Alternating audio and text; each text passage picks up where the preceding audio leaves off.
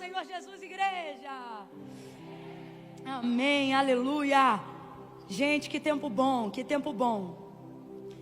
O Senhor, Ele preparou esse momento para as nossas vidas. E como nós somos gratos a Deus por essa oportunidade. Pastor Lucas, muito obrigada mais uma vez.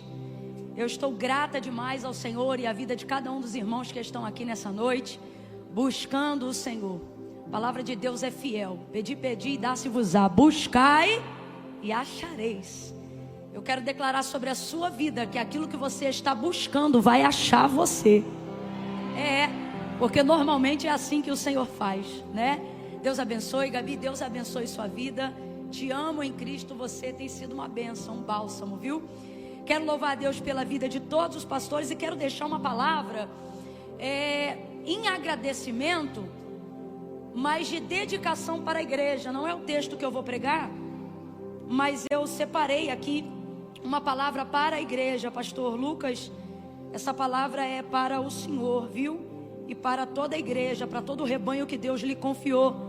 Se encontra na 1 de Pedro, capítulo de número 5, versículo de número 10, que diz assim: e o Deus de toda graça, que em Cristo Jesus vos chamou à sua eterna glória, depois de haverdes padecido um pouco, Ele mesmo vos aperfeiçoará, confirmará, fortificará, Ele mesmo fortalecerá. Seja a Ele o poder para todos sempre. Amém.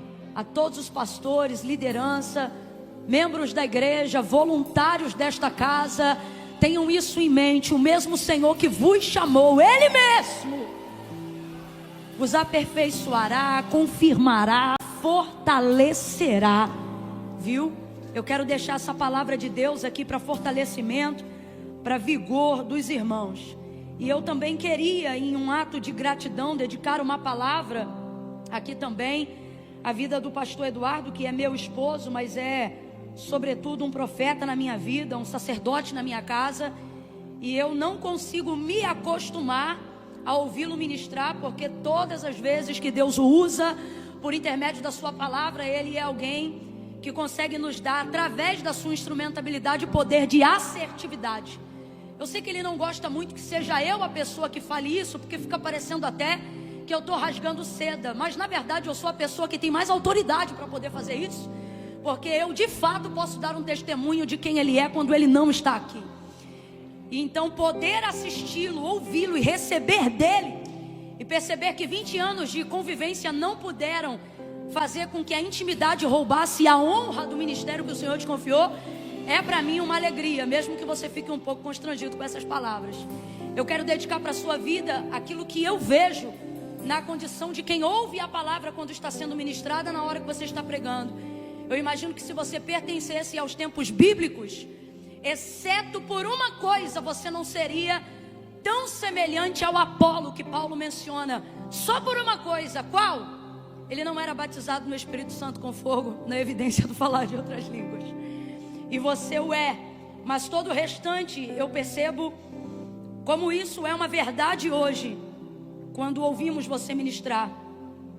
Chegou a Éfeso um judeu chamado Apolo, natural de Alexandria, homem eloquente e poderoso nas escrituras.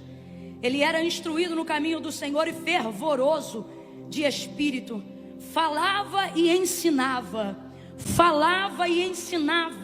diligentemente as coisas concernentes a Jesus. Verso 26. Ele começou a falar ousadamente na sinagoga. Quando o ouviram Priscila e Áquila, levaram-no consigo. Esse é um outro privilégio que só eu tenho, de quando o culto acabar poder te levar comigo.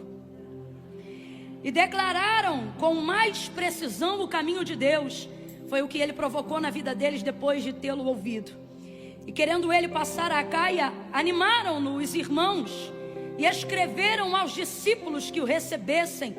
Tendo chegado, ajudou muito pela graça daqueles que o criam.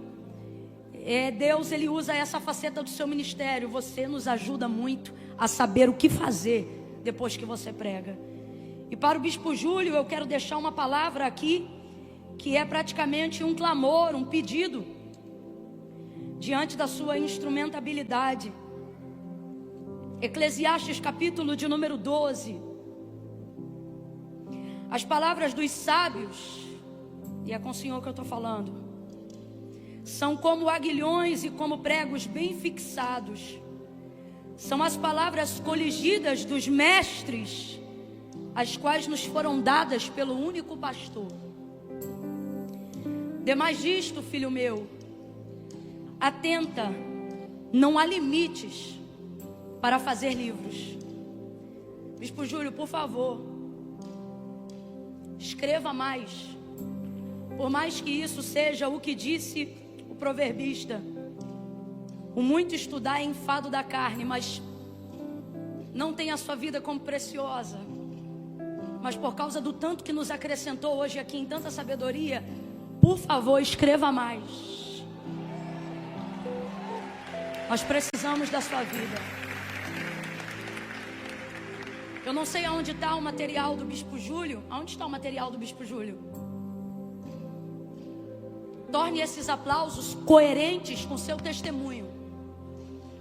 Passa lá e adquira o máximo de material escrito que você puder adquirir, escrito por esse homem de Deus. E eu vou te dar um exemplo prático disso. O que me fez subir hoje aqui para pregar foi uma frase escrita de uma mulher de Deus que eu respeito muito. Uma frase escrita foi o que me fez subir hoje para pregar aqui. O que Deus usou para que eu tivesse ousadia de subir hoje aqui para ministrar diante daquilo que eu ouvi antes de mim, foi uma frase escrita. Não foi o que o pastor Eduardo pregou que me deu ânimo para subir aqui. Pelo contrário, quanto mais ele pregava, mais eu dizia: eu não vou subir para falar nada. Não foi o que o Bispo Júlio pregou. Quanto mais ele pregava, mais eu dizia: vou fingir um arrebatamento de sentidos. Eu não tenho mais nada, não vou. Tanta graça, tanta sabedoria, tanta revelação, tanto transbordar de Deus. E não é porque eu não tenho vontade, não é porque eu não gosto de ministrar, pelo contrário. Mas é porque diante da envergadura daquilo que nos foi confiado aqui essa noite, eu de verdade, na minha humanidade, na minha pequenez, começo a ser provada pela minha consciência.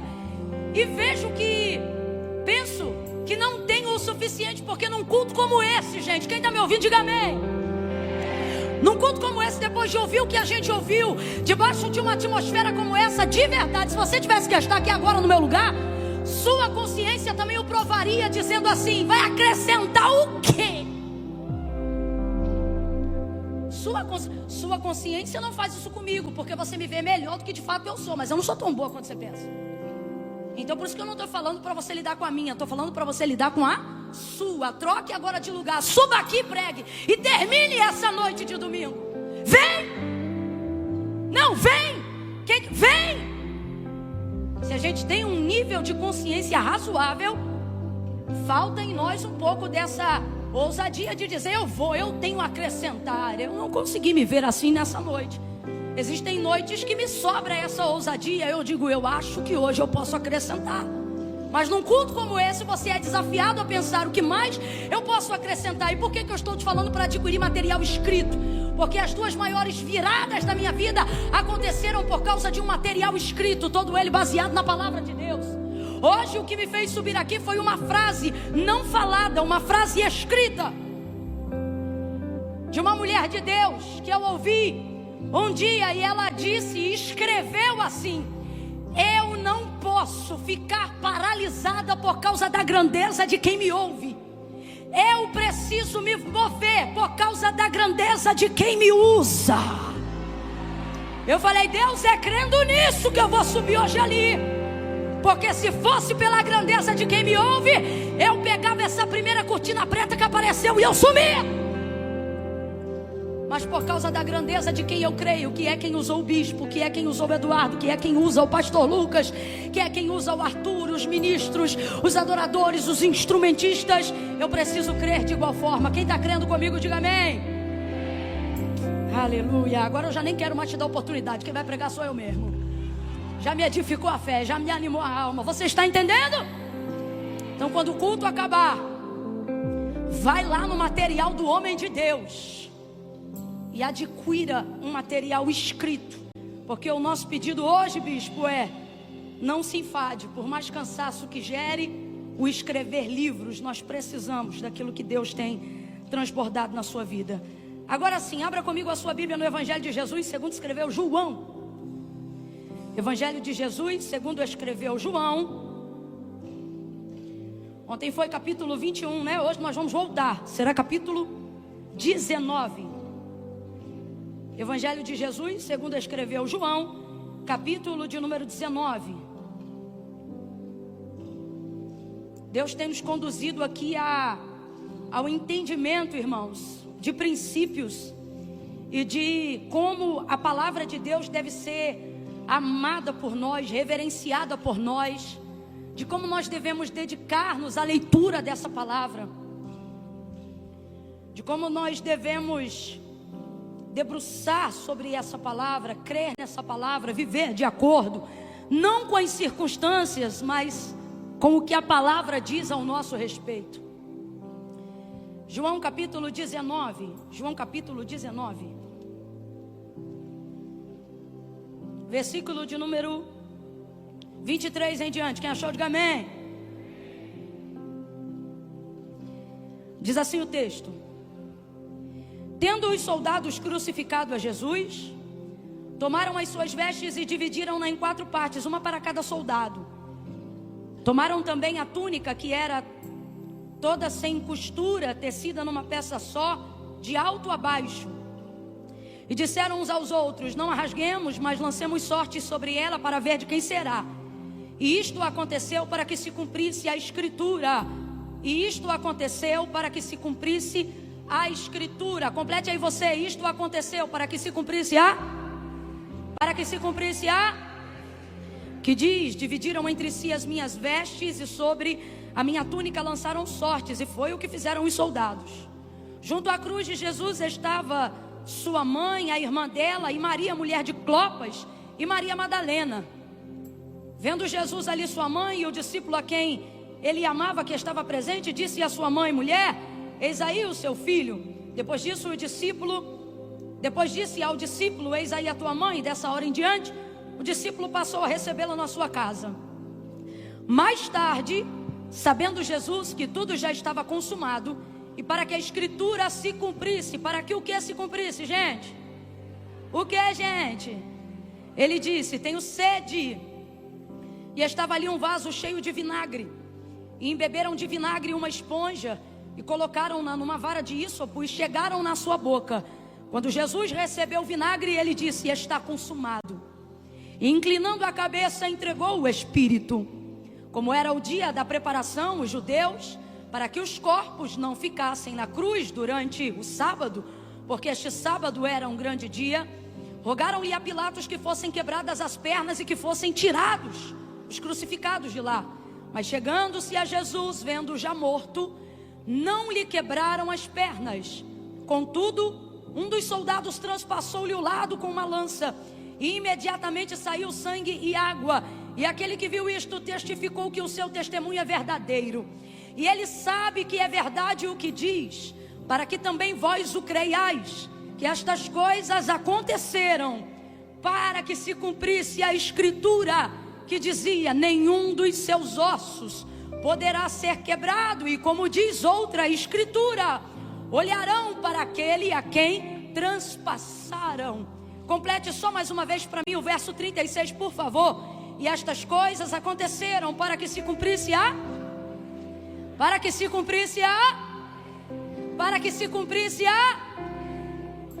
diga amém por essa palavra. Aleluia. Eu vou contar de 1 a 3. Você vai olhar para pelo menos 2 pessoas e vai acalmá-la nessa noite. Camille, como é que se acalma alguém de verdade? Ficando mais nervoso do que essa pessoa. É a única maneira que você tem condições de fazê-la se deslocar de onde ela está e ir para onde você quer levá-la.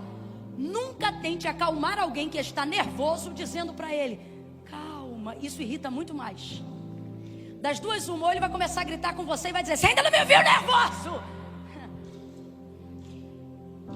Ou ele vai gritar ainda mais com você e vai dizer: eu não quero calma, porque a calma demonstra passividade diante daquilo que você quer, atividade para ser resolvido.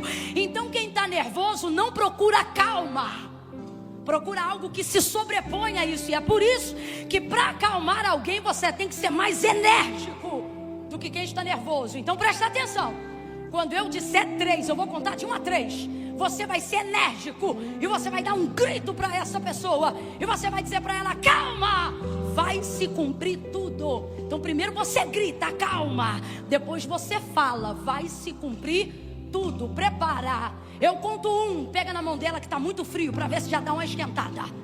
2, já começa a sacudir ela, para ela entender que você vai locomovê-la mentalmente dessa circunstância que tem bloqueado, que tem deixado ela nervosa, ele nervoso. Sacode, vai, meu filho. Você que está aí atrás, é por isso que não é bom sentar sozinho. Você tem que sentar perto de alguém. Presta atenção, 2,5. Você vai gritar e vai dizer: calma, mas tem que gritar, irmãos, senão ele não vai entender. Calma, vai se cumprir tudo. É 1, é 2, é 3, grite aí. Vai se cumprir tudo. Tudo que Deus disse a seu respeito, tudo que a palavra de Deus garantiu sobre a tua casa, tudo aquilo que Deus liberou acerca da tua vida. Ele não é homem para que minta, nem filho do homem para que se arrependa. Falaria e não cumpriria, diria e não faria.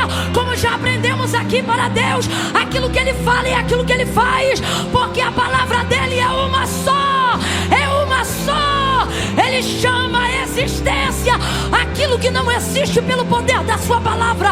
Quando Ele diz haja, a luz tem que aparecer. Vai se cumprir tudo. Tudo, tudo, tudo, tudo, tudo. O que você acredita, o que você acha impossível, o que você considera inédito, até mesmo os corações mais endurecidos e as mentes mais embrutecidas não tem poder de contra-argumentar uma palavra que Deus determinou. Isaías é categórico em dizer: se o Senhor, pois, o determinou, quem, pois, o invalidará? Dá uma olhada bem afrontosa para esse crente e diga: quem? Por isso Paulo vai ser tão categórico e vai dizer aos seus: se o Senhor é por nós, quem será contra nós? E meu irmão, tem uma lista que pode ser dividida de forma numérica ou alfabética. O que não falta é gente contra nós. Só que o que o texto está dizendo é: quem o resistirá? Levanta a cabeça e a sobrancelha mesmo, como quem assim tem orgulho de servir esse Deus. E fala para os dois assim: quem? Quem? Quem? Nós vamos apanhar? Vamos, mas quem vai nos resistir? Vão cuspir? Vão, mas quem é que vai tirar a gente da história? Vão perseguir? Vão perseguir. Vão te chamar de tudo, menos de bonita. Só não vão poder rasurar aquilo que o autor da sua história já determinou.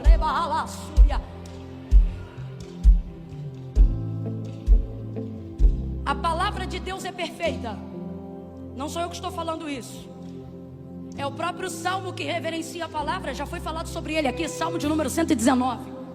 Não é à toa que esse Salmo acabou sendo o Salmo mais extenso do compêndio do livro dos Salmos. É porque Davi decidiu dedicar-se a falar da palavra, a honrar a palavra. E ela é fonte inesgotável. Ela não cessa, ela não passa. O texto também é categórico em afirmar acerca dela: céus e terras passarão, mas as minhas jamais hão de passar, jamais. Tudo que Deus disse a seu respeito se cumprirá. Esteja apenas posicionado onde a palavra quer te levar, para que ela continue a fazer o desdobramento daquilo que ela te garantiu. A gente vai ver isso aqui no texto de João, baseado no próprio Cristo, no próprio Filho de Deus. E não teria exemplo melhor para crermos nisto nesta noite. Porque João, quando vai fazer a biografia de Cristo, diferente de todos os outros evangelistas, ele vai fazer a biografia de Cristo não partindo da existência da sua natureza humana no ventre de Maria. Já percebeu?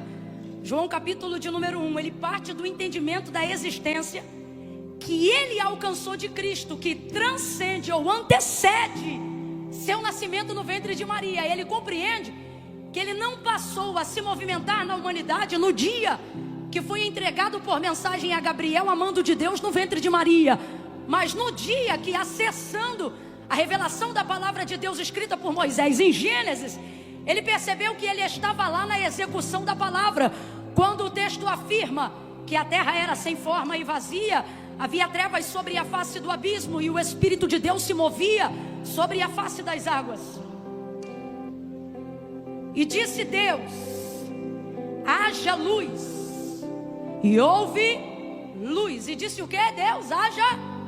O que foi que Deus liberou para que se manifestasse? Luz. E ele fez isso a partir de que movimento? Movimento espiritual? Não. Movimento falado. Verbo. Palavra. É algo tão forte que deve merecer um pouquinho da nossa atenção.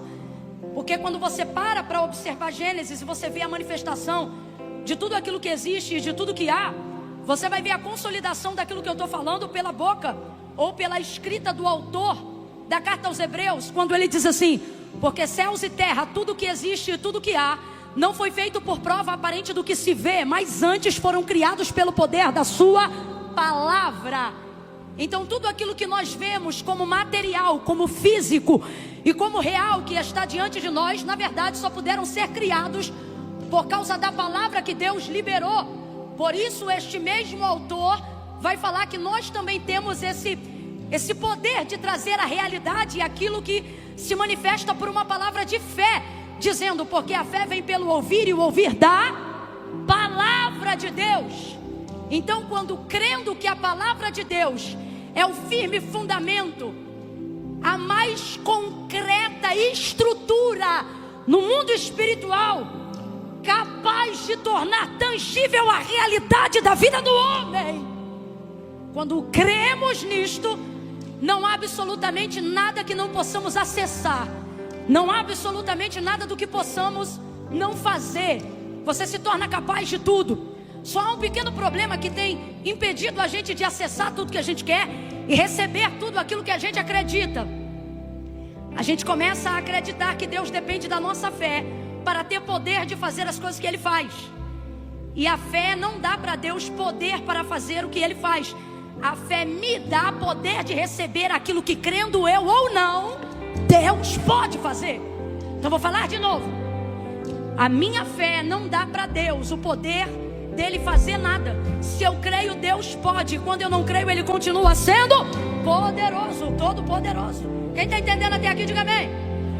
Então, Camila, porque a palavra de Deus diz que é necessário que todo aquele que se aproxima dele, de Deus, creia que Ele existe e que Ele é galardoador daqueles que o buscam. Isso não é para Ele ter poder de fazer o que eu quero. Isso é para eu ter poder de receber o que Ele pode fazer. Quem entendeu, diga amém. Não sou eu que estou falando isso. É um princípio da palavra de Deus que me leva a agir com essa fé correta. Essa fé é a fé correta. Que fé é essa? É a fé que não sente para pedir. É a fé que não sente para fazer. É a fé que manifesta o que a palavra diz, independente do que a consciência acha. É a fé que manifesta o que a palavra de Deus diz, independente se eu estou tomando Rivotril ou não. É a fé do que a palavra de Deus declara, mesmo quando as circunstâncias reais da minha vida são totalmente contrárias à bênção da prosperidade, à bênção da família, à bênção da produtividade. Então eu não paro de falar porque eu não sinto. Pelo contrário, se ando por fé, não ando por vista. Se não ando por vista, não ando pelo que sinto. Ando pelo que ouço. Por isso a fé vem pelo ouvir. Por isso não é meu espírito que governa as minhas decisões. Não é a minha alma que determina como eu vou viver. Porque a minha alma é temporária, passageira. Hoje ela sente, amanhã ela não sente. Hoje ela quer, amanhã ela não quer. Mas quando eu tenho a palavra de Deus na minha mente, eu trago toda a situação, seja ela de tempestade, seja ela de circunstância adversa, e submeto ela à palavra de Deus. Uma vez ela submetida à palavra de Deus, a circunstância da minha realidade começa a se subordinar àquilo que eu estou liberando pela palavra. Se Ezequiel no capítulo 37, na visão do vale de ossos secos, tivesse esperado sentir para profetizar, ele jamais teria profetizado nada, porque sem dúvida, numa visão tão tenebrosa quanto aquela de caveira, cabeça, osso espalhado para tudo que é lugar, terra seca, vale sombrio, escuro e profundo, sem dúvida, a única coisa que ele poderia sentir, emocionalmente falando naquele momento, era medo. Você imagina que você está num lugar que já não é fácil, um cativeiro. Você vive sobressaltado com as coisas que vão acontecer. E aí numa visão, quando Deus vem falar com você, Ele não vem te mostrar uma campina florida. Ele te leva pela mão e te obriga a ficar no meio de um vale. Às vezes Deus não pega na nossa mão para mostrar que é companhia, mas para nos impulsionar, nos impelir, nos obrigar a ficar onde Ele quer que nós fiquemos, mesmo quando nós não queremos ficar lá. E a prova no que eu estou dizendo, o texto diz: e me tomou e me levou e me deixou lá. Só peguei porque se eu não te trago você não vem. Só peguei porque se eu não te levo você não fica. Só te deixei porque se não fosse assim eu não ia conseguir completar a visão que eu tenho que passar para você. Quem está entendendo mais ou menos, diga amém. E aí a gente acha que Ezequiel começou a profetizar, mas não é assim. O texto diz que Deus diz para ele na visão: filho do homem, poderão viver esses ossos? E ele responde: Senhor Deus, Jeová, tu sabes. O que ele está dizendo? Eu não tenho circunstância alguma que me motiva para falar nada. Pelo contrário, se ele fosse dar vazão ao que ele pensa, certamente falaria alguma coisa que declinaria ele da pergunta que Deus está fazendo. Aí olha como ele responde, gente. Tu sabes. O que ele está dizendo? Desse vale eu não sei nada, mas de tu. Oh meu Deus, nos faça alcançar a realidade desse pensamento. Nos faça alcançar a certeza dessa maneira de pensar. Não vamos emitir opinião sobre as circunstâncias que não temos domínio. Será que vai ser curado? Será que não vai ser curado? Será que a porta vai se abrir esse ano? Será que ela vai se fechar? O que mais nos aguarda no governo brasileiro no ano de 2023? Eu não quero ir para a internet e guardar, ou melhor, manifestar opinião sobre cenários de incerteza. Mas eu posso, num cenário de incerteza, Arthur, manifestar o que eu sei sobre Deus. O que Deus faz num cenário de incerteza. E foi isso que Ezequiel fez quando ele disse: Senhor Deus, Jeová, tu sabes. Ele está dizendo: acerca deste vale eu não tenho o que falar, mas eu sei que tu podes fazer o que tu queres, na hora que tu queres, do jeito que tu queres, na maneira como quiseres. E eu estou aqui. Estou aqui e eu não sirvo o vale, eu sirvo o Senhor. Estou aqui, se tu me trouxeste para esse cenário, é porque o Senhor quer me comunicar alguma coisa. E aí Deus, que não teria problema, porque eu quero que você saiba que nós cremos que eles são um só. Deus disse assim para Ezequiel: então profetiza. E a impressão que a gente tem é que Ezequiel começou a profetizar. Fala a verdade, a maioria das vezes que esse texto está diante de você, a primeira impressão que você tem é essa: é que quando Deus fala para Ezequiel, então profetiza, ele começou a profetizar, como se aquelas palavras tivessem vindo dele, como se a fé dele tivesse movido e tornado-se o nascedouro daquelas palavras. Olha como Ezequiel tem fé. Olha como Ezequiel profetiza. E ele começa a profetizar, e a profecia é tremenda. Ele diz: vento dos quatro cantos. E a gente que era profeta até essa hora nem sabia que tinha autoridade para dar ordem a vento. Vento dos quatro cantos, ouvi a palavra de Deus, sopra sobre este vale. E é daí para frente, irmão, é uma coisa mais poderosa do que outra, é uma revelação mais grandiosa do que outra. Só que nada disso saiu da cabeça de Ezequiel, apesar dele ser o profeta. Tudo isso saiu de Deus. Quando Deus disse a Ezequiel: profetiza, ele não começou a profetizar, ele continuou calado.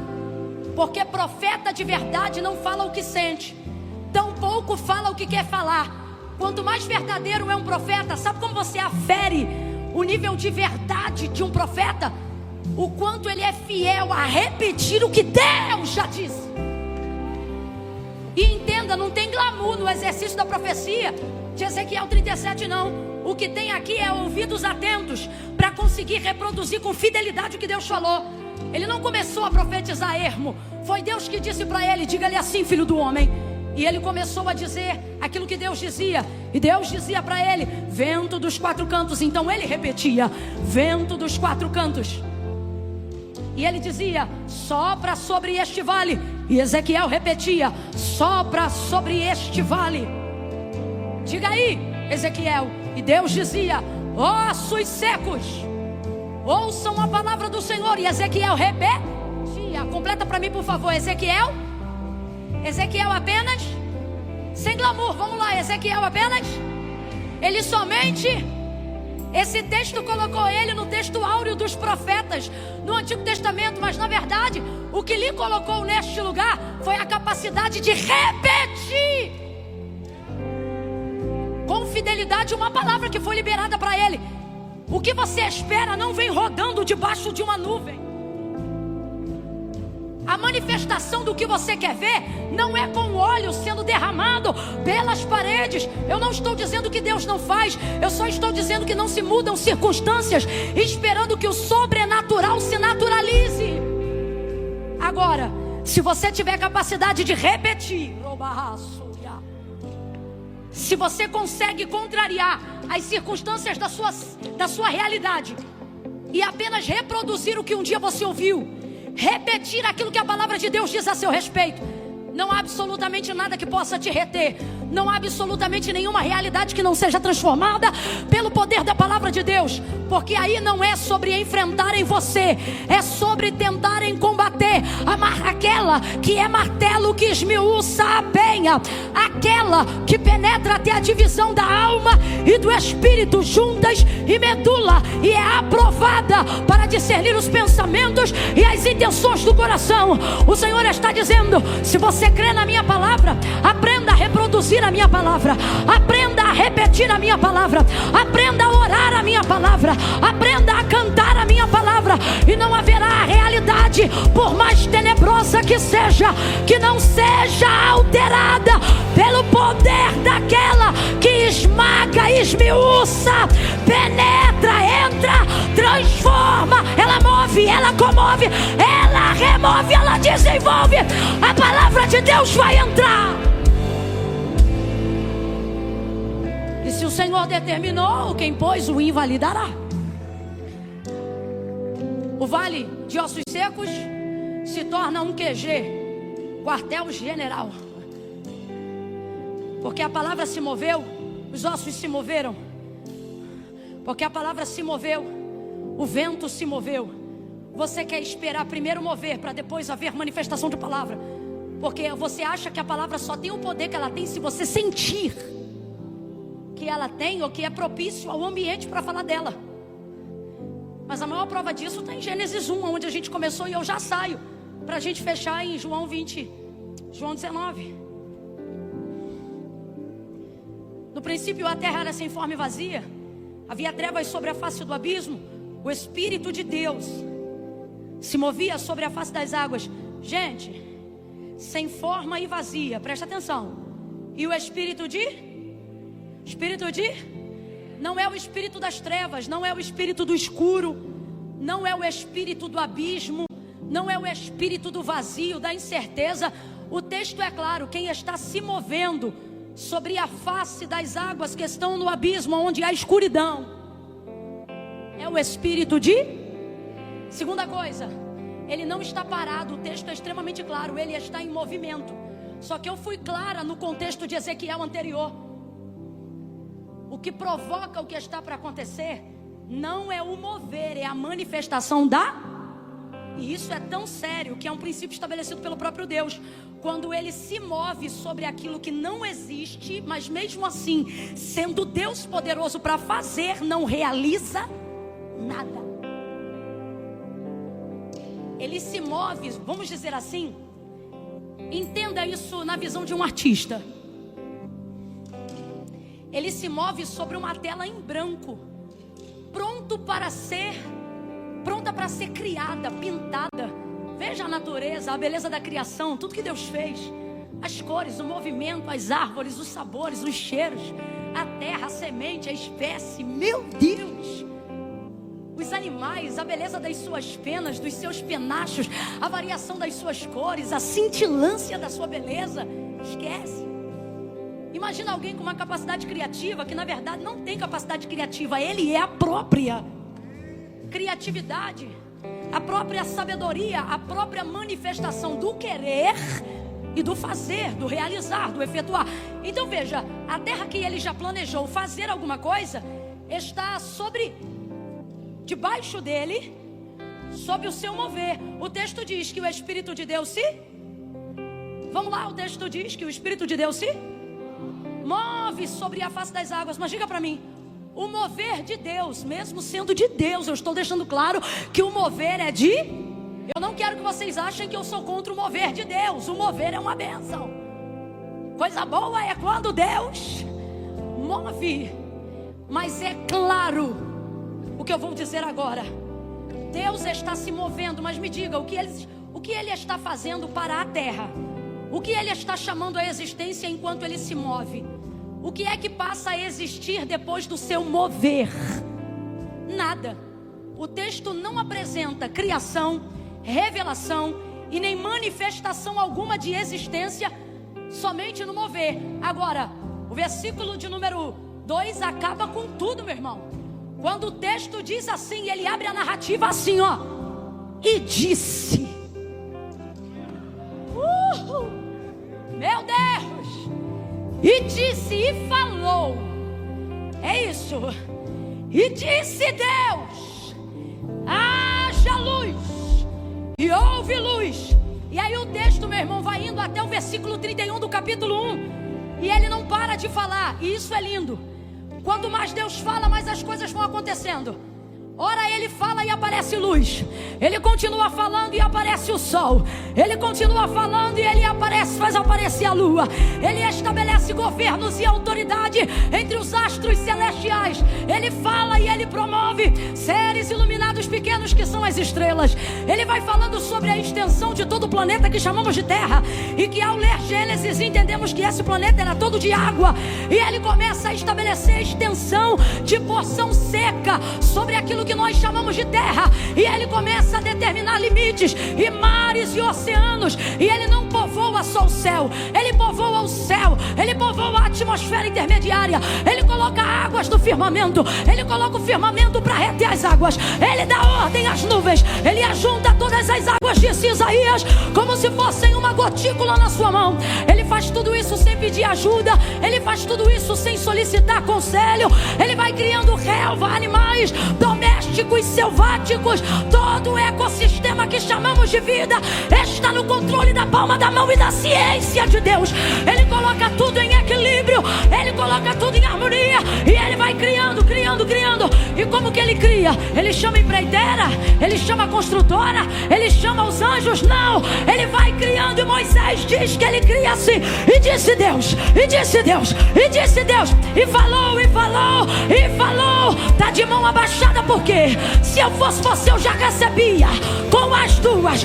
Dá um pulo dessa cadeira e celebra o que disse Deus. Celebra o que Deus falou a teu respeito, porque o que ele falou vai acontecer.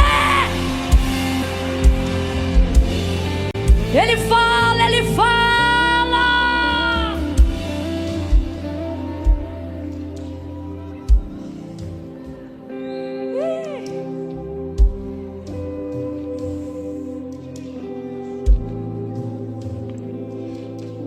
Sabe quando a gente está governado pela voz de Deus e alguém libera uma palavra pra gente que já é crente, e aí a pessoa diz assim: vai acontecer tal e tal coisa na sua vida. Quando a gente é crente mesmo, a primeira coisa que a gente pergunta é assim: Deus falou? Como quem diz assim: se Deus falou, eu nem vou discutir isso com você. Agora eu quero saber se Deus falou. Porque Deus não tem compromisso, irmãos, com o meu carisma, com o brilho dos meus olhos. Deus não tem compromisso. Por mais que você Imagine que seu relacionamento com Deus te colocou num status de perfeição. A verdade é que Deus não tem comprometimento em corresponder suas expectativas humanas. Por mais que Ele faça isso, quando Ele faz isso por obra, a graça do Espírito Santo, que intercede por você com gemidos inexprimíveis. E que no nome de Jesus, na sua oração, ao conectar-se com Deus, o sangue de Jesus te cobre e você recebe ousadia para entrar no Santo Santo. E faz nisso com que Deus ouça a sua petição, não por amor a você, mas por amor de Jesus. Eu estava ouvindo, fala aí o nome dele de novo que eu esqueço, Bispo Júlio, que eu não sei pronunciar bonito igual o senhor. Aquele moço que eu falei da entrevista de hoje mais cedo, é John MacArthur, é mais ou menos assim. E ele estava dando uma entrevista sensacional, onde ele disse que se não fosse Jesus, e se todas as vezes que Deus, ao olhar para nós, e quando eu digo olhar, não é que você não esteja no olhar de Deus, quando Ele decide dar atenção ao que você está falando, todas as vezes que Ele olhasse para nós, se não fosse o sangue de Jesus no madeiro, Ele veria em nós a personificação humana e material de toda a rebelião, de toda a afronta. Um grande pregador do século XVIII, Edward, vai pregar uma mensagem de arrependimento, do qual ficou conhecida porque os pecadores arrependidos daquela manhã dominical se agarravam às colunas do templo e gemiam sentindo os seus pecados.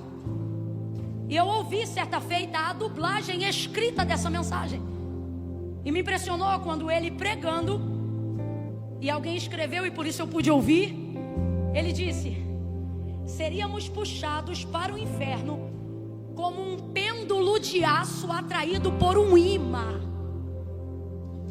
se não fosse o sangue de Jesus no Calvário. Vir à igreja melhora a forma como você deve se comunicar com Deus, mas não tem o poder de apagar o seu histórico de natureza caída até aqui. Por isso a importância do que o pastor Eduardo pregou sobre não se distanciar de Jerusalém.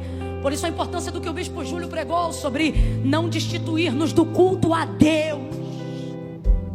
Porque se não fosse Jesus, nem que você frequentasse todos os cultos, haveria em você disposição suficiente para continuar querendo se relacionar com Deus. E ainda que houvesse tal disposição em você, se não fosse Jesus, jamais haveria esta disposição em Deus. Por isso quem peca contra o Espírito Santo blasfema eternamente, porque isso demonstra o não reconhecimento do sangue de Jesus vertido no Calvário. Logo está condenado porque não pode crer. Preste atenção, quando Deus fala tudo se move. Então fecha aqui, Deus se move mas não faz nada. Mas quando Ele fala, tudo reage ao som da sua voz, a sua palavra, e tudo começa a aparecer. Por isso João, na sua biografia, não começa falando sobre a existência de Jesus no ventre de Maria, mas começa partindo dessa existência e vai chamá-lo de verbo e não de feto. Olha o que ele vai dizer: no princípio era o verbo. O que é verbo? Traduz e diga a palavra. Então vamos lá, o que é verbo? O que é verbo? Palavra conjugada, palavra falada. No princípio era o verbo estava com Deus, e o verbo era Deus. Nele estava a vida, e a vida era a luz dos homens, e a luz resplandeceu nas trevas. Entenda isso aqui. Eu vou pregar João 19, mas veja, antes de haver cruz, ele já existia no nosso entendimento, ao ler o haja luz. Antes da cruz, ele já era a revelação perfeita de Deus. Você tem que parar com essa mania de achar que Jesus é o plano B de Deus, que não deu certo por causa do pecado de Adão e Eva. A palavra de Deus é clara em dizer que o Cordeiro já estava preparado antes da fundação do mundo. Se o Cordeiro já estava preparado antes da fundação do mundo, o pecado de Adão e Eva não mudou o plano original de Deus.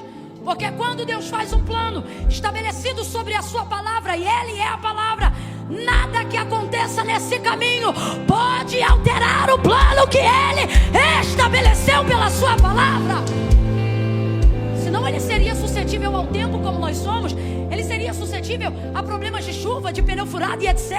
Está na hora de você entender que Deus não é o resultado do que você criou na sua consciência. Está na hora de você entender que Deus está acima da sua capacidade de compreensão e mesmo assim ser adorador dele. Antes da fundação do mundo, esse cordeiro já estava preparado. Então antes da cruz ele já existia no haja luz. Ele estava ali. Paulo vai escrever aos Gálatas e ele vai dizer que Cristo pregou para Abraão, reconheceu Abraão.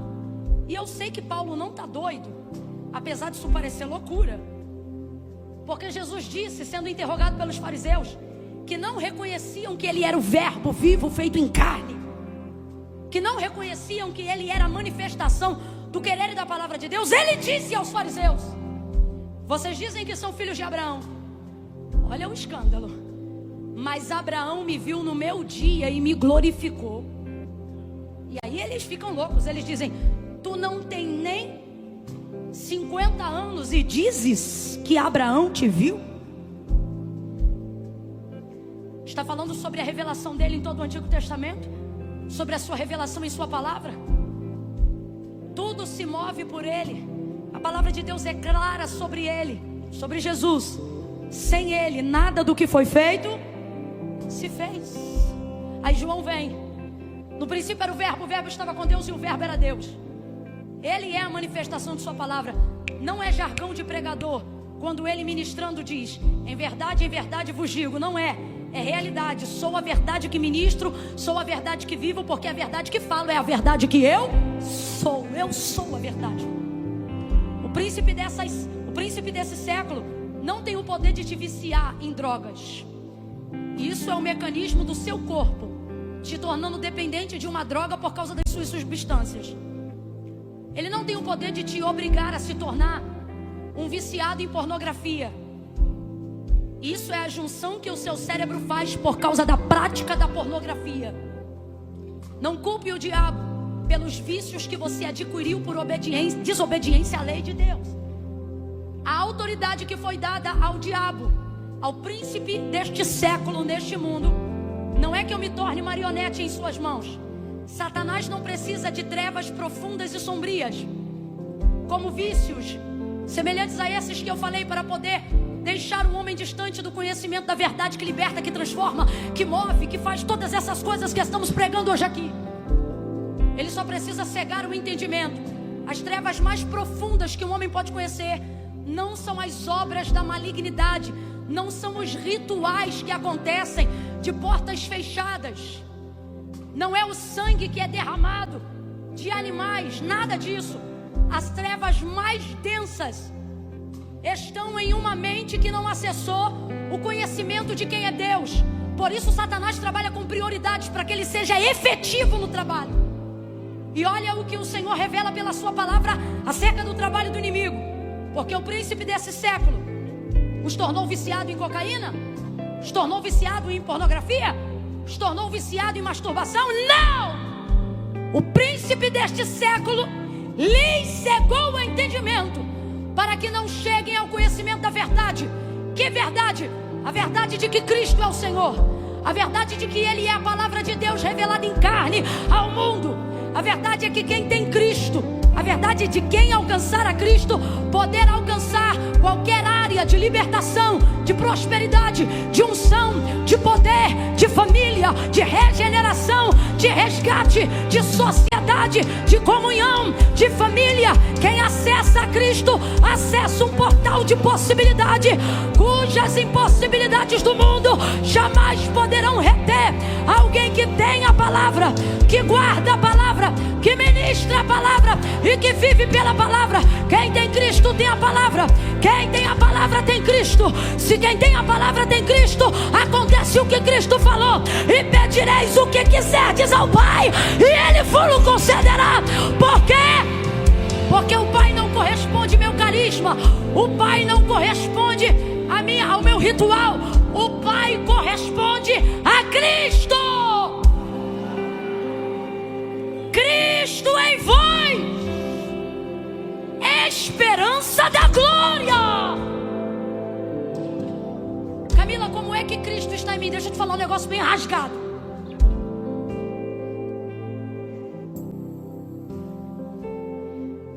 Cristo não está em você quando você está cantando. Cristo não está em mim porque eu estou pregando. Se fosse por poder de eloquência, Cristo estaria em cada fariseu. Foi o próprio Jesus que disse assim acerca dos fariseus: quem fizer o que eles mandam vai entrar no reino do céu. Porque os fariseus não pregavam errado. Não. Os fariseus eram defensores da lei. Mas por que eles eram tão devassos ante o olhar de Cristo? Porque eles eram hipócritas.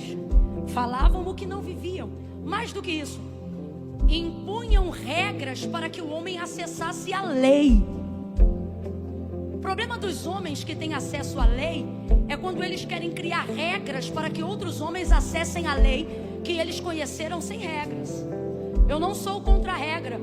Regra é um conjunto de normas que ajuda a sociedade a ter harmonia e poder de convivência.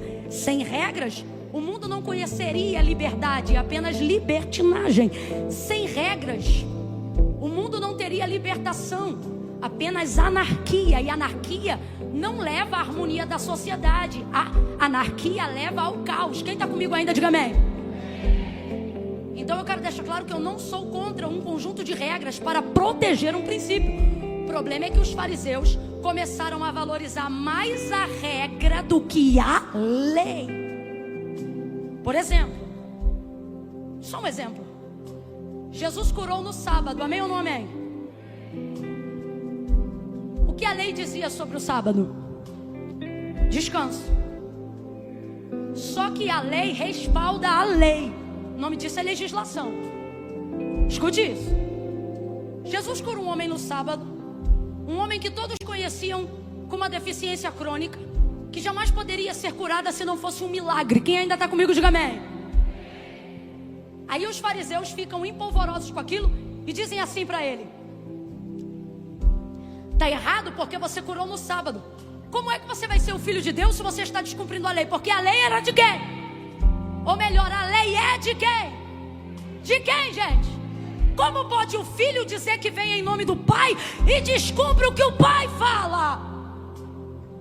Aí Jesus vai responder assim para eles: quando a ovelha, que representava moeda de troca e de dinheiro naquela época e patrimônio, quando a ovelha de vocês cai num poço, vocês não esperam passar o sábado para resgatar a ovelha.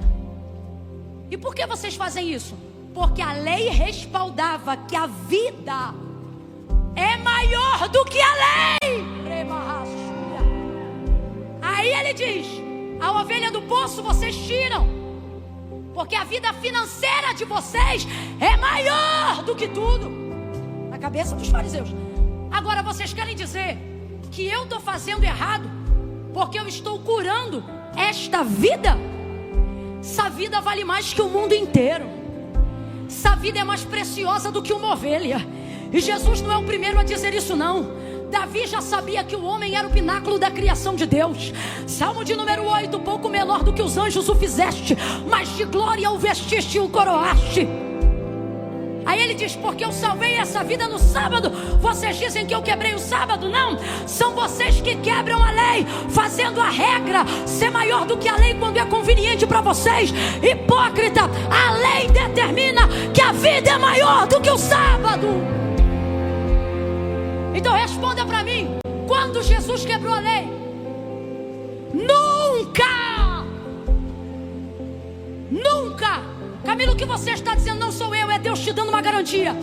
Se você for fiel em cumprir a minha palavra com a sua vida, não haverá nada que a minha palavra não realize por você. A minha palavra vai colocar para você no lugar o que está fora. A minha palavra vai manifestar o que você no pensamento mais positivo não poderia manifestar. A minha palavra vai te dar capacidade para curar doenças. A minha palavra também te dá capacidade para ser curado das doenças que você tem. A minha palavra também te dá autonomia e liberdade para não se tornar dependente dos homens e do seu processo de escravidão. Conhecereis a minha palavra, conhecereis verdade vos libertará. Ele está dizendo: na minha palavra está a liberdade que você procura, na minha palavra está a autoridade que você procura, na minha palavra está a paz que você procura, na minha palavra está o que tua alma deseja, na minha palavra está as respostas que a tua mente faz às perguntas, na minha palavra tem o que você precisa, na hora que você precisa, do jeito que você precisa. Moisés disse para ele: quando eu chegar lá, quem eu digo que me enviou? Ele responde: diga que o eu sou te enviou a eles. Quem sou eu? O Deus de aliança, Deus de Abraão, Deus de Isaac, Deus de Jacó. Camila, o que isso tem a ver? Eles vão lembrar que eu sou Deus que cumpre a minha palavra, Deus de Abraão, Deus que faz promessa, Deus de Isaac, Deus que cumpre o que promete, Deus de Jacó, Deus que dá manutenção e sustentabilidade para tudo que ele já falou. Eu sou, Moisés, eu sou. Você não vai saber quem eu sou numa conversa de uma hora de sarça. Sai daqui e vai cumprir a minha palavra, sai daqui e vai libertar o meu povo. Aí você vai ver quem eu sou. Eu sou sapato que não acaba, eu sou roupa que não desgasta, eu sou coluna de fogo à noite, eu sou nuvem ao redor do arraial durante o dia, eu sou água que sai da rocha, eu sou o que você precisar que eu seja, na hora que você precisar que eu seja. Deixe que você saiba que eu sou a palavra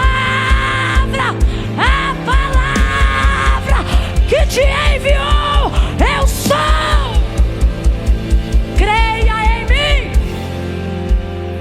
crendo no que eu digo. Senta que eu vou falar umas 3 coisas. Ai, Camila, é que eu tô cansada, eu quero ir embora. Mover não traz transformação, mas palavra traz. 5 minutos lá fora não mudam nada, mas aqui dentro podem alterar até 5 anos da sua vida.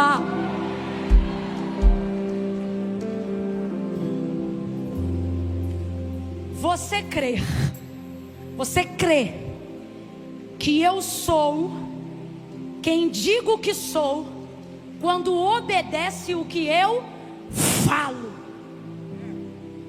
Se você crê em mim, eu não creio que você crê em mim porque você diz que crê. Eu só creio que você crê em mim, diz o Senhor, se você cumpre as minhas ordens, as minhas palavras. João 15: se vós estiverdes em mim e as minhas palavras. Quem ainda está aqui, diga amém. Quem ainda está ligado, diga eu aqui.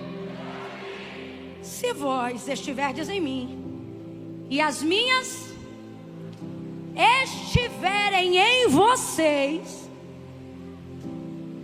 pedireis o que quiser. Esquece.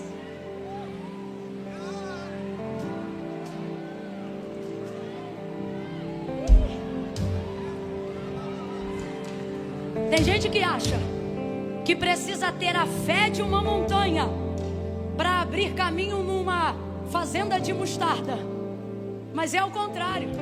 Se a tua fé, ou seja, não é o tanto que você sabe da palavra, é o quanto você é capaz de cumprir diante do que você sabe. Não é sobre saber muito, é sobre praticar o máximo do que eu sei, do que eu compreendo. Quem está entendendo, diga amém. Não é a montanha que se move, perdão, não é a mostarda que se move. Se a tua fé for do tamanho de um grão de mostarda, quem é que vai se mover? A montanha. Mova montanhas essa semana. Mova crenças limitantes da sua mente através da leitura do texto sagrado, através da verbalização do texto sagrado. Mova a síndrome do pânico em sua vida em obediência. Ande pela casa com a única luz que pode ficar acesa para você ter um pouco de paz para dormir. Não tem problema, pode deixar a luz acesa, mas mova a palavra no meio daquela penumbra. E por mais medo que você tenha, nem que seja debaixo de uma coberta, sentindo o pavor do espanto noturno, comece ali embaixo, mesmo que seja diante de uma leve chama de vela, e profetize, libere a palavra na tua casa, libere a palavra na tua circunstância. Comece a liberar. Camila, eu não sinto de falar nada. Que bom, é sinal que você está limpo e puro para ler com fidelidade o que está escrito, e entra por aquela penumbra dizendo: aquele que habita no esconderijo do Altíssimo, a sombra do Onipotente descansará. Direi do Senhor, Ele é o meu Deus, o meu refúgio, a minha fortaleza. Camila, eu estou debaixo de uma coberta, não importa quem eu estou, eu vou declarar quem Ele é. Direi do Senhor, Ele é o meu Deus, o meu refúgio, a minha fortaleza, e nele eu confiarei. Declare quem Ele é, não como você está. E a palavra de Deus vai cumprir.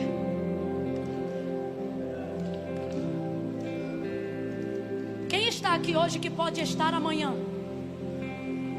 Só quem está aqui hoje que pode estar amanhã, levante a mão. Tem pessoas que não vão poder estar aqui amanhã, porque eu vou terminar de pegar essa palavra amanhã.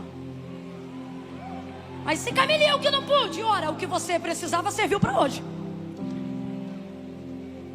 Deus não mente, Deus não falha, Deus nunca erra. O que está em João 19, onde nós lemos? As 3 coisas que a palavra faz, as coisas que ela leva os outros a fazerem. Soldados rasgaram as vestes de Jesus e lançaram sobre elas sorte, porque sobre Jesus havia uma palavra. A Escritura dizia o quê? Dividiram entre si as minhas vestes e sobre a minha túnica lançaram sortes. Aí João vai dizer: eu estava lá, eu vi.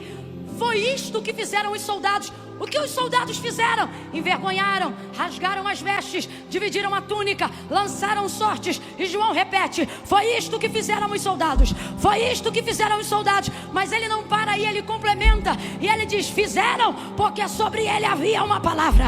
Fizeram porque sobre ele havia uma palavra. Então quem fez antes deles fazerem foi a palavra que levou eles a fazer o que fizeram. Camila, eu não entendi. Vai entender. Sabe quando você vai entender? Quando Jesus, no ato da crucificação, vai olhar especificamente para esses soldados e vai dizer: Pai, perdoa-lhes, porque eles não sabem o que fazem. Mas eu sei que palavra está sobre mim. Eu me lembro que Isaías, quando eu ainda não existia no ventre de Maria, ele liberou sobre mim essa palavra. Dividiram entre si as minhas vestes e sobre a minha túnica lançaram sortes. Então, Pai, perdoa-lhes esses pecados, porque eles não sabem que fazem, mas eu sei porque fazem. Quando você tem a palavra de Deus sobre a sua vida, tudo que o inimigo faz contra você é para cooperar com o que Deus disse a seu respeito.